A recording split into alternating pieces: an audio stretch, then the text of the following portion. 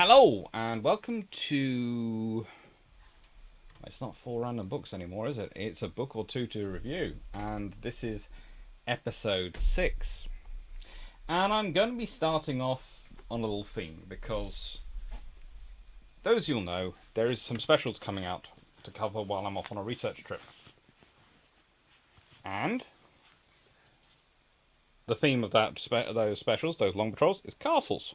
Specifically, Edward I's Ring of Stone around Wales. So, for the next 5 book or twos to review, we have some appropriate books, including Defenders of the Norman Crown, The Rise and Fall of the Warren Earls of Surrey.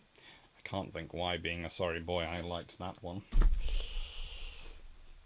Castle, a history of the building that shaped medieval Britain. I would say it shares it with certain cathedrals and abbeys, but, Castle, definitely up there. Cracking Castles, horrible histories. Always good to have one of those, huh? And we have Edward I and Wales by David Pilling. And today's one, Plantagenet Princes, the sons of Eleanor of Aquitaine and Henry II. Now, why is this a good book to start off with? Because, well, it shows how much of France used to be Britain. Well, not really Britain, of course, because you have to remember, Aquitaine, Normandy, all these areas, they were owned by the kings of England in their other title as a duke in France. Now, it's always kind of problematic, any scenario which involves, in the medieval period, someone who is technically a king in one country being a duke in another. Or any kind of nobility. Because technically, under the feudal system, you owe liege to your lord. Which means the king is technically your boss, because technically you have lands granted by the king. All the lands, technically, you might own them and all sorts of things is what you claim, but technically all those lands are granted to you by the king, which is why the king can take them away, which is why British governments love the power of compulsory purchase and still have to say, because it's under the various rights of the monarch and the royal prerogative. There are various joys in that one. But let's start off with this book. It does some cool pictures. And it's a lovely new book. And it is one of the new ones which has been sent to me by the lovely people at Pen and Sword. This is Pen and Sword Histories edition. And it's a gorgeous book. It covers a huge amount of stuff. You have Henry III, you have Prince John, you have Richard the Lionheart, of course. Now, and you have a whole chapter about Prince Richard when he was a prince.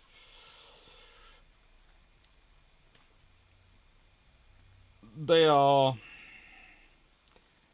an interesting time.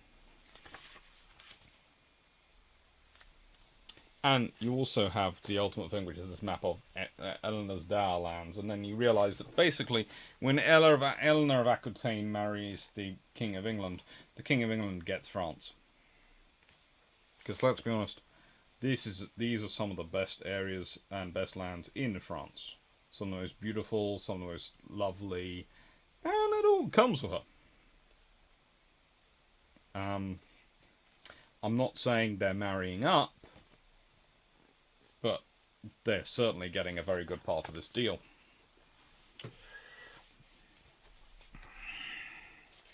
And Eleanor is a fairly powerful lady in her own right.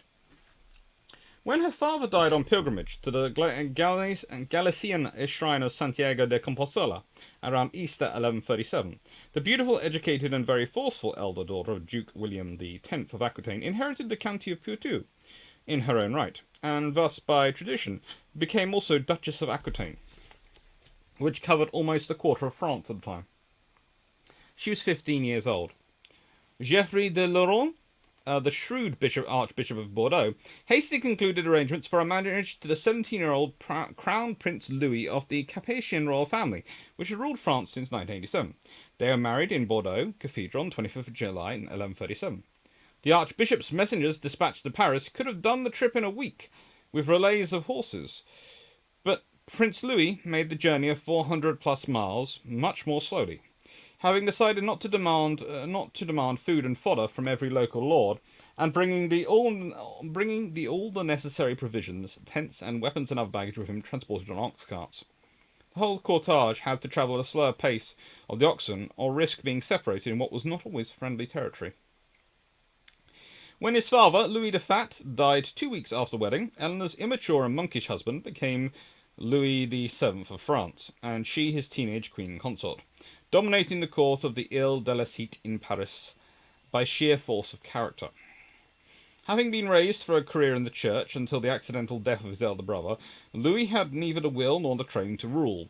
So Eleanor, who had been raised to govern the unruly barons of Aquitaine, did her best to make him grow up and behave like a medieval monarch. Worst arranged marriage in history. You know, she brings a quarter of France and the ability to actually rule it. And what does he bring?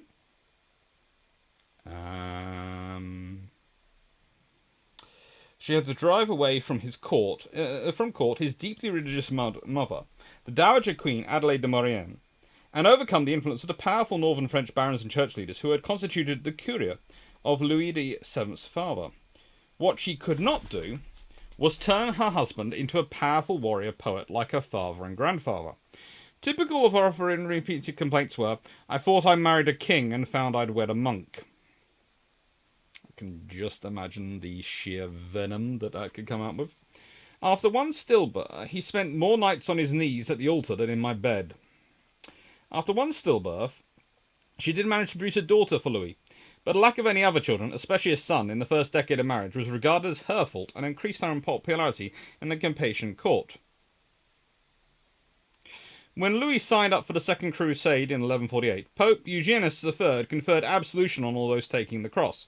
To Louis, this meant remission of the sins he had committed in warfare, egged on by Eleanor. To his horror, although Eugenius had imposed an oath of chastity on crusaders and forbidden women to accompany them, except for decent washerwomen, Eleanor did not intend to miss the adventure of a lifetime. Defying both husband and pope, she assembled a court of noble ladies, avid, like her, for this adventure, and whose baggage train of personal effects and luxurious pavilions in which to sleep required so many ox-drawn carts that they had to set off in advance of the main body of noblemen, knights, and men-at-arms in order not to cause traffic jams on the road. Once arrived in the Holy Land, when Eleanor was prevented by Louis's chaplain and bishops from even seeing him, to prevent her influencing him in any way, she travelled north to the Latin kingdom of Antioch. Its ruling prince was her uncle Raymond of Toulouse, with whom Louis's councillors accused her of adultery. Although there was never any proof, they had her kidnapped in Antioch by a castrated Templar knight and forced aboard a ship returning to Europe at the end of the Crusade. Paying what should have been a courtesy call to Pope Eugenius, exiled from Rome, staying in the castle of Tusculum, 15 miles southeast of the Eternal City, Eleanor and Louis were greeted by the Pope as returning pilgrims who had suffered much for their faith during the past 2 years. Louis confided in Eugenius his ambition of raising finance for another expedition to the Holy Land to carry out everything the Second Crusade had failed to achieve. But Eleanor had more personal issues on her mind. Papal Secretary John of Salisbury recorded a skillful presentation in Latin of the case for an annulment of her marriage to Louis on the grounds of consanguinity, in which she cited the authority of the most famous monk in France, Bernard of Clairvaux, whom the Pope himself consulted on points of canon law. Smiling but firm, Eugenius would hear none of this, ruling to the French Queen's horror that her marriage was legitimate and threatening with anathema anyone rash enough to refer in the future to the matter of this consanguinity. Now, anathema means you basically get kicked out of the church. It's really not fun at this time. Furious that Louis's bishops had turned Eugenius' ear against her before she had a chance to put her case, Eleanor poured out the long list of her legitimate grievances, including her forcible abduction from Antioch and the continual constraint under which she lived as Louis's wife.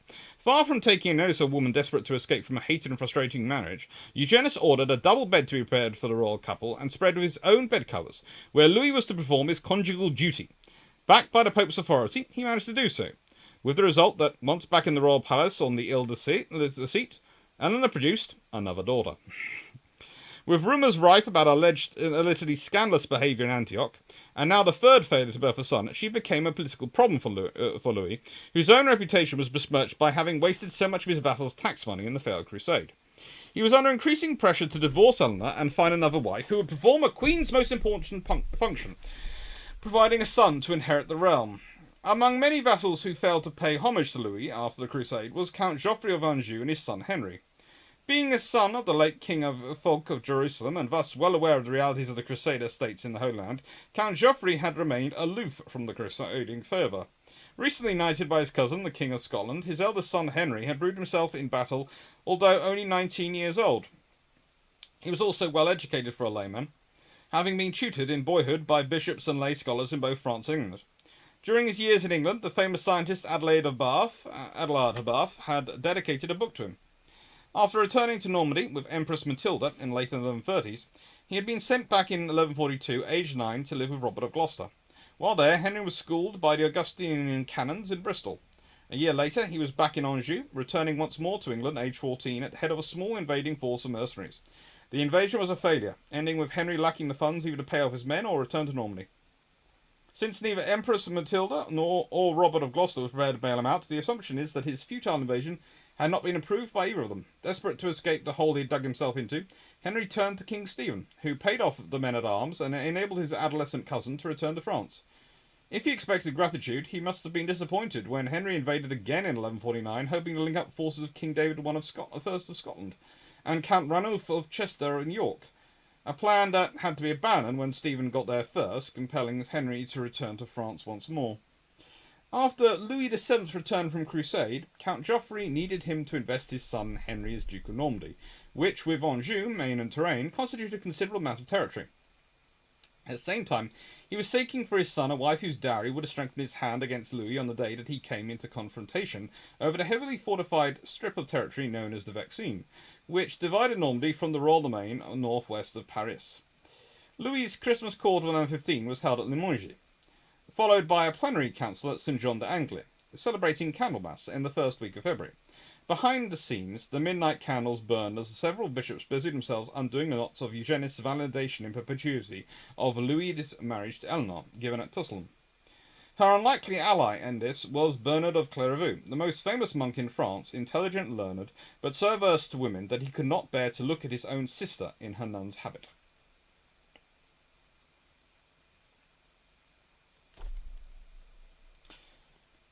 This book really does do a lot to dispel the idea of the French being great lovers.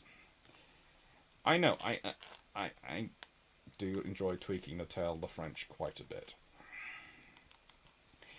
And I'm sure they are just as good as their reputation lives up to. But the trouble is with having a very good good reputation for anything is makes the abnormalities, or the random ones, stick out all that more.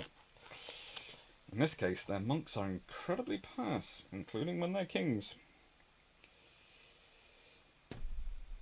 In Bernard's view, the value of Eleanor's vast dowry, which would have to be returned to her when the marriage ended, was but dross compared with the need to dissolve Louis's incestuous marriage to a woman in whose veins flowed the blood of the sacrilegious dukes of Aquitaine, who had corrupted bishops and defied excommunication. As Christ has said in the Sermon on the Mount, that an eye which sinned should be plucked out and thrown away, and that it was better to lose a hand or an eye than for the soul to be cast into eternal hellfire after death, so Eleanor must be divorced from the pious King of France.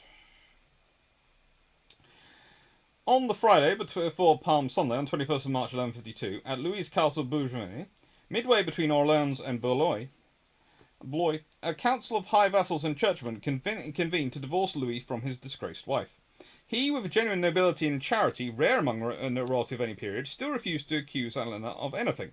It was therefore agreed, for the dignity of monarchy, that widely known consanguinity of spouses should be grounds for divorce. Having conveniently forgotten Eleanor's outburst in Tusculum, John of Salisbury later described this annulment as her repudiation. Far from being humiliated, Eleanor was delighted. The price was that her daughters remained the property of their father, so it was extremely unlikely she would ever see them again. The slanders that Louis had repudiated an unfaithful wife had a long life. As late as the mid-1990s, the audio commentary at the Plantagenet treasure castle above the town of Chinon still stated that il trompe de roi en plein cour. She had been unfaithful to the king in front of the whole court. This would have taken a whole lot of ranging on the elder seat, where she had been spied on upon since the day of her arrival by hostile courtiers, priests, and servants. As to what she had done with the inevitable results of her illicit liaisons, rumours were that she had buried them in Berlin churchyard, south of Berlin churchyard, south of Bordeaux. She rode away from Beaugency with a small escort of her own household knights, once again the confirmed and independent ruler of a quarter of France. Being no longer protected by her position as Louis's queen meant that she was, at the age of 30, a fair game for kidnap and a forced marriage. On the return journey to Poitiers, two young nobles attempted to do this and failed. Once safe in her own territory, Eleanor welcomed to Poitiers, during the second week of May, the 19-year-old Duke of Normandy, to sound out the possibilities. Even Alfred Richard, 19th century archivist of the Department of Vienne, stated that she was bored with the effeminate Louis's platonic love and deliberately sought a brutal new lover in Henry because she was one of those women who liked to be knocked around.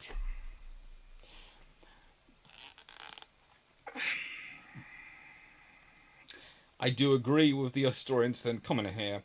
This strangely misogynistic comment is baseless, like all the other slanders levelled at her, since Henry would never have married a woman he thought guilty of the alleged misconduct. Also, in the nicest way, she's been married to a monk. Anything is probably an improvement. Although generations of historians have repeated the calumnies against her, Matilda's son Henry was eager to marry Eleanor despite them.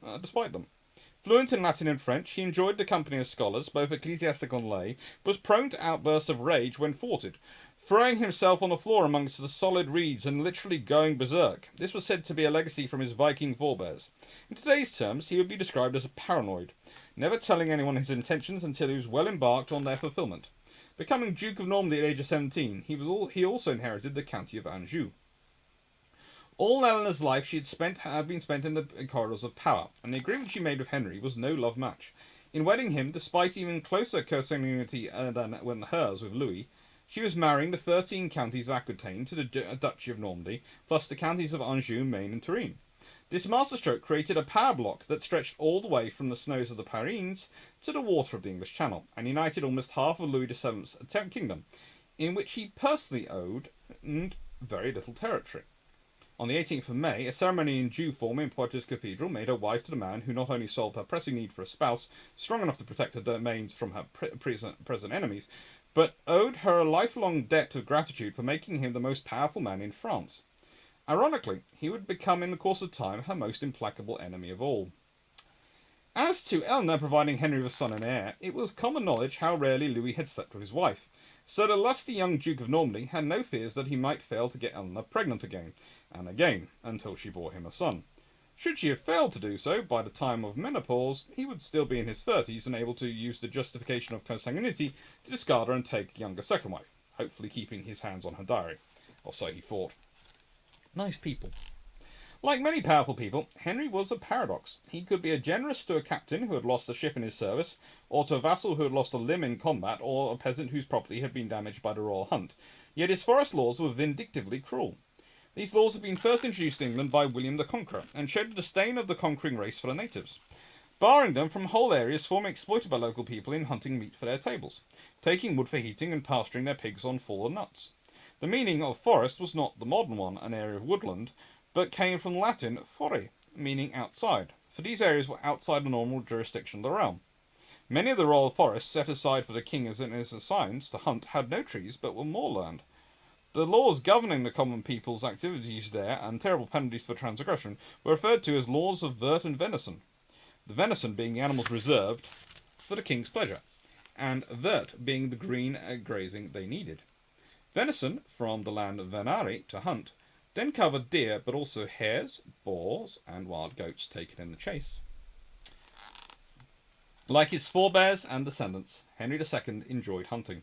Careless about his clothes, on occasion he called for needle and thread to mend a tear, or replace a fasting himself. He was tolerant of Jews and heretics, but not homosexuals, once authorising torture for some Templars accused of sodomy. As to food, he contented himself when travelling with gruel or bread, and expected his companions to do the same. If he thought this lifestyle might drive Eleanor to retire from the erratic progress and wait for him in the comital palace at Poitiers, he was wrong. The woman who had ridden across Turkey on the Second Crusade was tougher than that, and determined to establish her own position in the marriage from the outset, although knowing she would never have a fraction of the influence over a new husband that she enjoyed over Louis. After fighting off an invasion of a territory by Louis VII's brother, Robert of Dreux, Henry spent the autumn of 1152 riding the length and breadth of Eleanor's Poitou and Aquitaine to impose on her vassals that he was now their duke and so lessen the likelihood of rebellion during his future absences. His chevauchée as Duke of Aquitaine was cut short by encouraging news from England that caused him to hurry north. King Stephen's personal life was falling apart. His consort Matilda died, leaving him a 60-year-old widower, worn out by the Civil War. On the 8th of January 1152, Henry defied the winter storms in the Channel by setting sail from Barfleur with a flotilla of only 26 vessels. Eleanor did not accompany him, but moved into Henry's territory by setting up in the Angevin capital at Angers, the first of her own courts, where comfort and pleasure meant not just good food and wine, but all other civilized pleasures of the day. In Rouen, all was sobriety and pious learning at the court of Matilda Empress. At Eleanor's court, in Angers, men played the gallant or were sent away until such time as they learned to. However valiant they might be in the field, Eleanor required them to speak eloquently, dress well, and have their hair properly cut.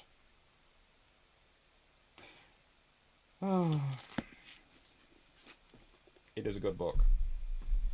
It is a good piece of history. And you can learn a lot about modern politics by discussing the past. For example, the same things hold true then as hold true today. It is often easier to make baseless accusations about your opponent's personal lives, sometimes they even turn out to be true, than it is to discredit their policies. Because let's be honest, royal families, royal history in this period, it's politics. It is. It's pure politics. Anyway, I hope you enjoyed that, and I hope you enjoyed the discussions. I hope you enjoy what a book or two to review is about. So thank you everyone who's watched, thank you to everyone who likes them, thank you to everyone who's decided to subscribe, or maybe even press the little bell down there, which gives you an update whenever I do one of these comes out. And thank you to everyone who is either a patron or has joined the channel. Your support is incredibly generous, and it really does help my research. Thank you very much, and take care. And again, if you'd like this book, there is a link down below to Amazon where you can click on it, and if you go through, and decide to purchase it there, I get about half a penny, I think, or something. I don't know. It's very small. Eventually it'll build up and I'll be able to order a coffee. Or possibly a bottle of Iron Brew. You never know. Luck happens. Take care.